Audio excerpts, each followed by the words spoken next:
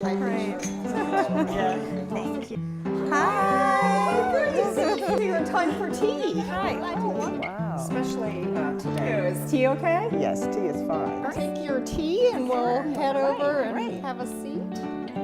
We're getting our company. Well, you haven't had that. Well, thank you so much for coming. It's really delightful to get together with all of you because we all love Ohio history and Columbus history in particular. And today, to have a conversation about women that were notable in Columbus history. And I know we all have favorites, but it's kind of interesting to go back into our 19th century history and kind of think about where women were at that period, what their rights were, what their role in society was. You know, they weren't working in the workplace necessarily, but a lot of what they did had a social purpose, taking care of women, children, other kinds of people that maybe needed help. Well, I think for me, I look at someone like Hannah Neal, and I am absolutely impressed. There's really only one portrait of her, and she always looks very serious and very plainly dressed.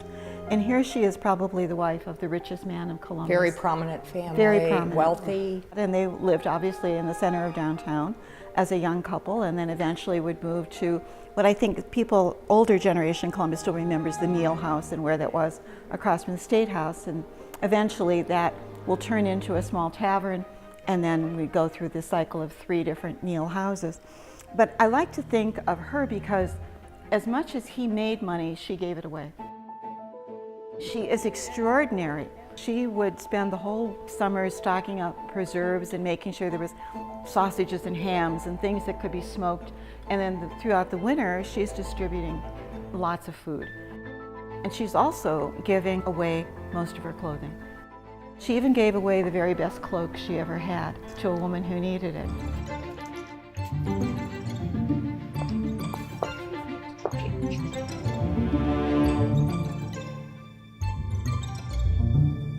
And her daughter was sort of chiding her about giving away all of her clothing, and that she was actually shivering in the cold. A lot of that early work for her came out of her religious roots, which is where I think we see a lot of that in early 19th century. But eventually what will happen is the National Road that's going to open in the 1840s. And with the National Road, suddenly there is no mechanism to take in orphans or children who were going to be left on their own. Prior to that, children were often taken by families and you just took another one in. Occasionally, a woman who might be identified as prominent would open her door and find there was a baby in a basket. Oh. And it Just was, left you there, know, a it's baby. almost the classic foundling story. By the 1840s, you have people coming on the National Road who, if they get to Columbus with a sick relative or a child that's been abandoned along the way, what do you do now? So they open a school. Hannah Neal's very into this. It was really just a Saturday school, and that later becomes the Hannah Neal Mission. They rename it 6 months after she dies in her honor. But within 4 years, the 20 boys that were there were now 400 children. She helped to be one of the founders of the Female Benevolent Society, which is the oldest charity in Columbus, still exists.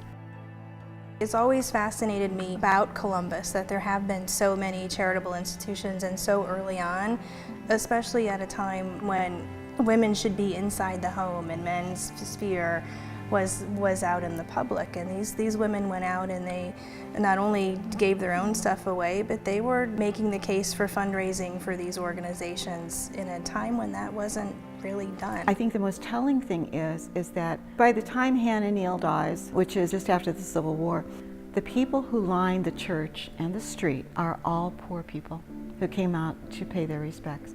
They had all been touched by her life.